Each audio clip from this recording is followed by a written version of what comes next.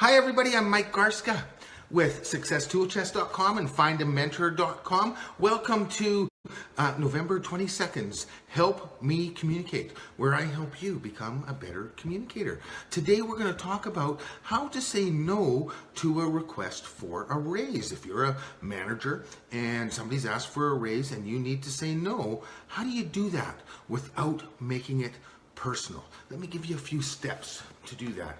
Now, the number one thing to remember when you have to say no to a raise is to be prepared. And you, when you get the raise request, put the person off. That's the first thing you do. Put the person off and prepare yourself for how you're going to plan your conversation and plan delivering the information without making it too personal. Now, there are some things you can do to make this process much easier in advance in the policies and procedures of your company. And so the first thing I'm going to do is give you those steps.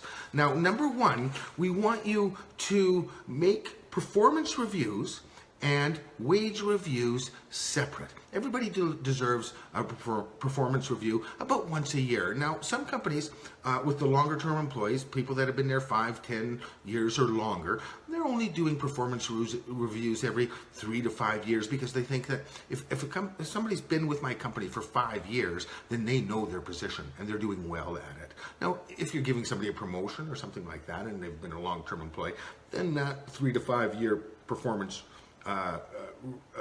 review goes out the window, because if you've given them a promotion, they need to get reviewed on their new position on a timely basis. But performance reviews and wage reviews, in my opinion, should be separate.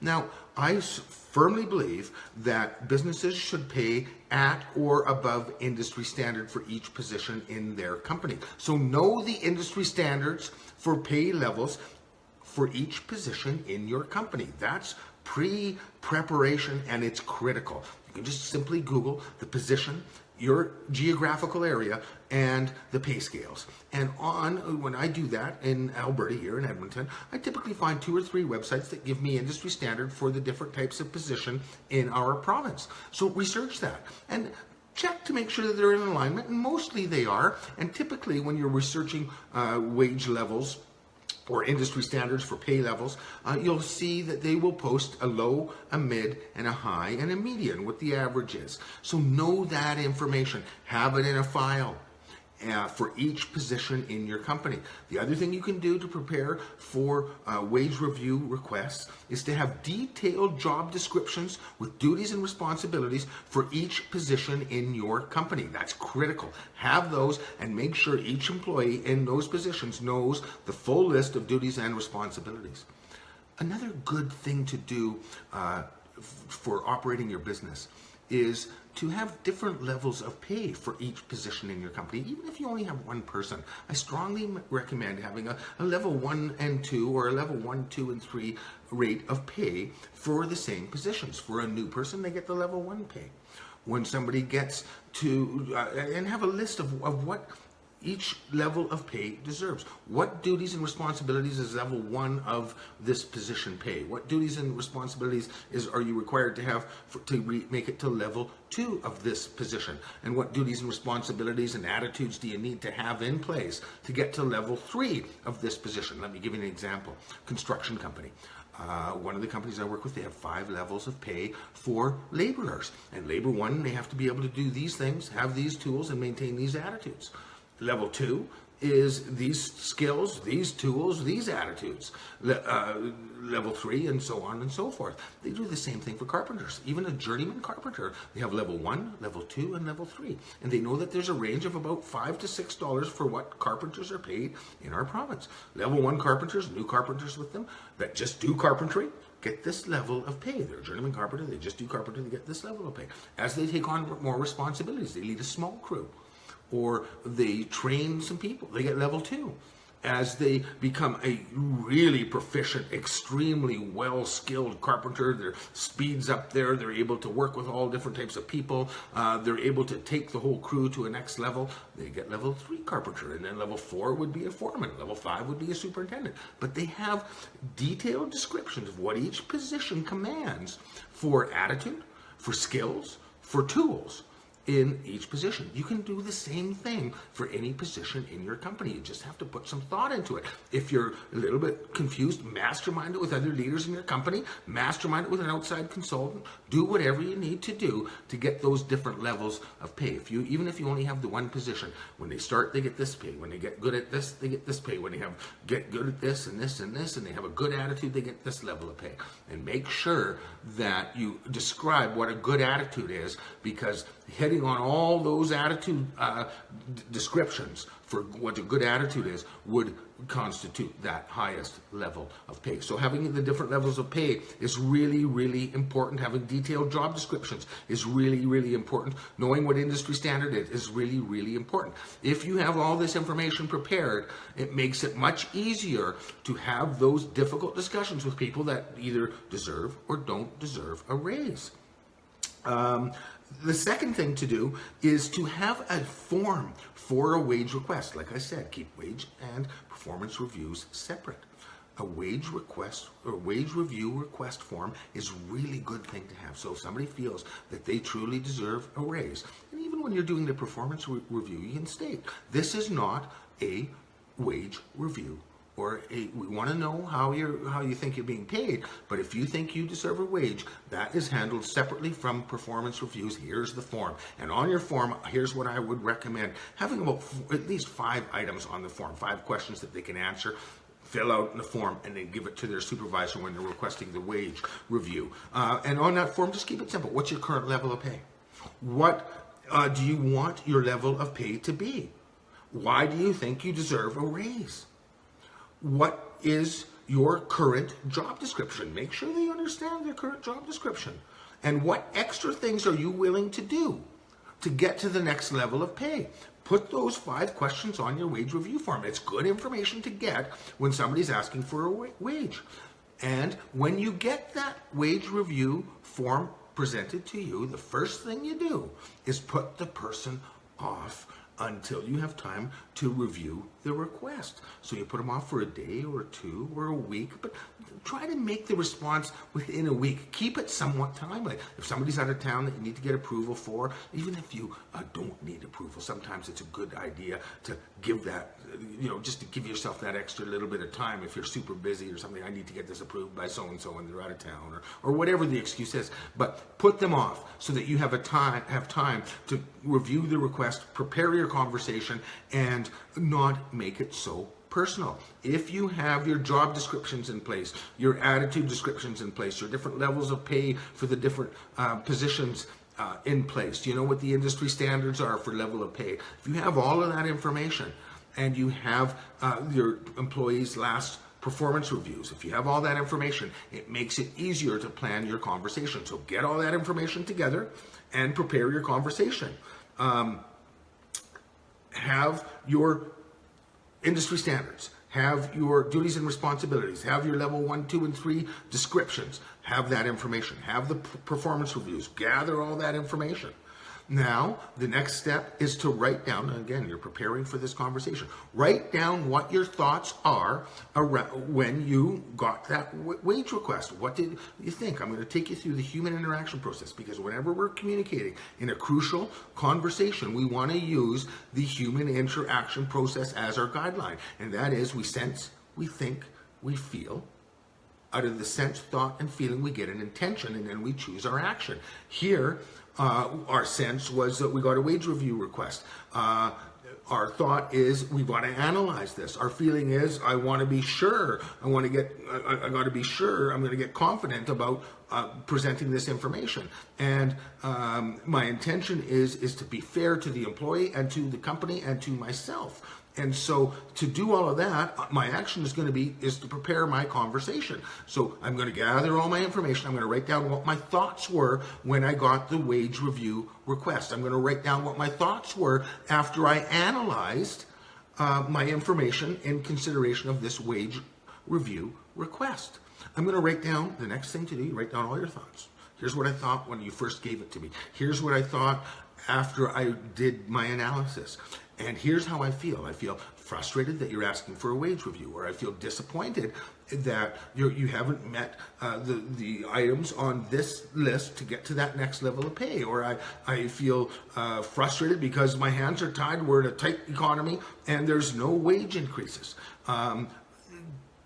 Whatever your thoughts were and whatever your feelings were when you received this wage review request, whatever your thoughts and feelings were when you did your analysis, write it all down.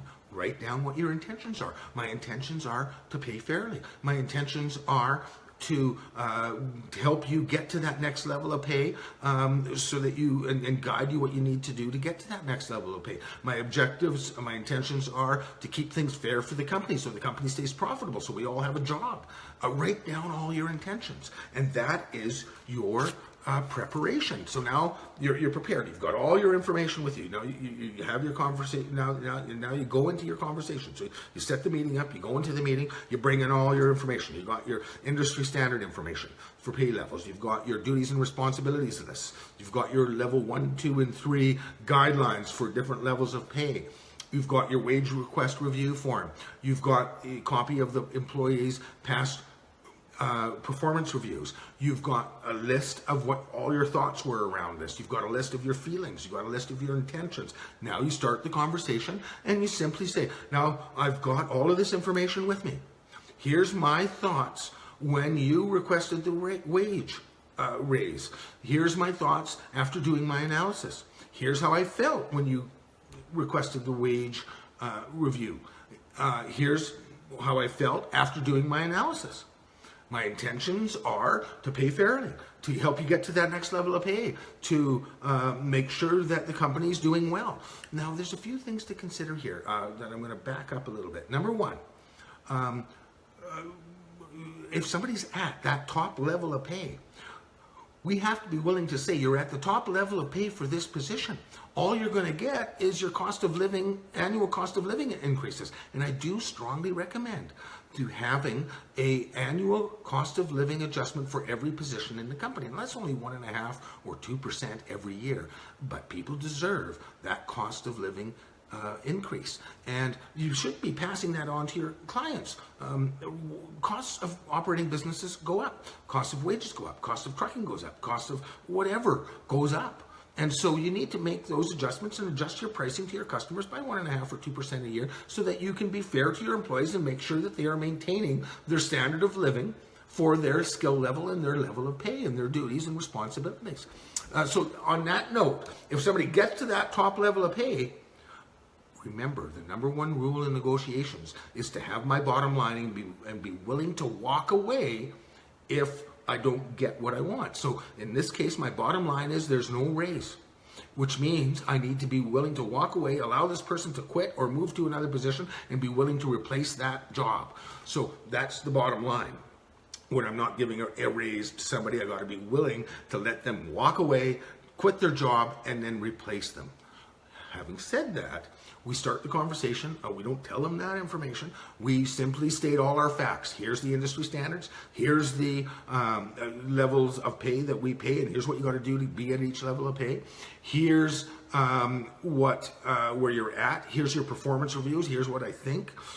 Here's my thoughts around your wage request. Here's how I feel about it. Here's my intentions. And after you give all that information, then you stop and you say, okay, so now that you've heard all of that information, remember, two-way communication is always better than one. So you want to be able to take some feedback from what you just said. What did you think, and how do you feel, and what's your intentions? You want to ask those questions, and then you want to stop and actually listen and pay attention. Snap on, listen to what the person's saying. Remember, every person's human interaction process, how they think and feel about what you just said and what their intentions are about what you just said, is real for them, so it's valid. So when we're listening, we want to make sure we're listening clearly, and then we want to validate what they just said. And the other step of that is we want to clarify. So this is what I heard you say. Am I correct in my interpretations? Yes, okay. And once we get those yeses, that we're clear on our interpretations, and we validate where they're coming from, then we simply restate our position. these are the industry standards. This is your performance review. This is the level, the things that the responsibilities and duties and things that you need to do to get to that next level of pay. And we restate that and we clarify it. And then we hold our own. That doesn't mean we don't listen to what their feelings are. That doesn't mean that we don't always give them the opportunity to say, okay, this is what you need to do to get that next level of pay. When are you going to do that by? What are you going to do to make sure that you adapt or learn these skills? Or what are you going to do to change your attitude around this? You're often late, or you miss too many days of work. And until you stop doing that, there's no way you're getting another level of pay. So keep all of those things in mind and have that all prepared, and then finish the conversation. And the last step, whenever you've said no to a raise and you've given all that information, and remember, it's easier to say no to that raise and not make it personal when you have all this detailed backup information, because it's all based on the policies and procedures of the company. It's not personal.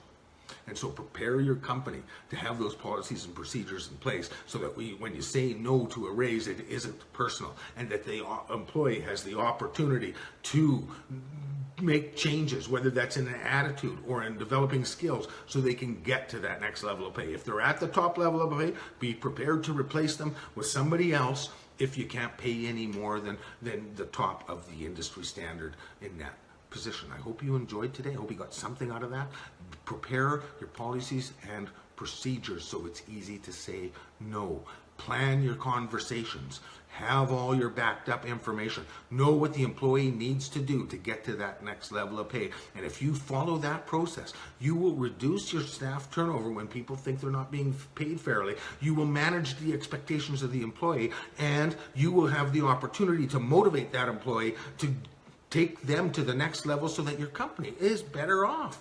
So do all of those things, and it'll be easier to say no when somebody doesn't deserve a raise. And when somebody does deserve a raise, if you have all of those things in place, it'll be really easy, quick decision to give them one when you want to. I hope you enjoyed today. I hope you got something out of it. Don't forget to like our page. Don't forget to check out successtoolchest.com. If you have a hard time describing or identifying the feelings that you're feeling, sometimes we have a hard time identifying feelings. At successtoolchest.com, at the blog, we posted a complete feeling list, because that's one of the areas that many people have a difficult time articulating the accurate feelings that they're feeling in these crucial conversations. So use that resource. Remember, you can get that free effective awareness communications tool, the HIP, the human interaction process. That's always free at successtoolchest.com. Just sign up. We'll send you a free PDF, or we'll send you access to watch the free video to define exactly what the human interaction process is and how to use it as a tool to navigate those crucial conversations. Don't forget, we also offer a great communications enhancement skills program called Contact Communications and Masterminding. And if you're a manager and you're having to have crucial conversations all the time, sign up for that program. You get lifetime access. You get access to me in coaching sessions once a week, and you can always refer back to the 7-step contact system to navigate those crucial conversations. So it's a great program to take and to have ability to reference back to as those crucial conversations come up throughout the year, as if you're a manager of any type. So go out and make it an awesome day. Check out Contact Communications and Masterminding. Check out the HIP Awareness Communications tool. Like our pages, and go out and make it an awesome day. We'll see you next week. Bye for now.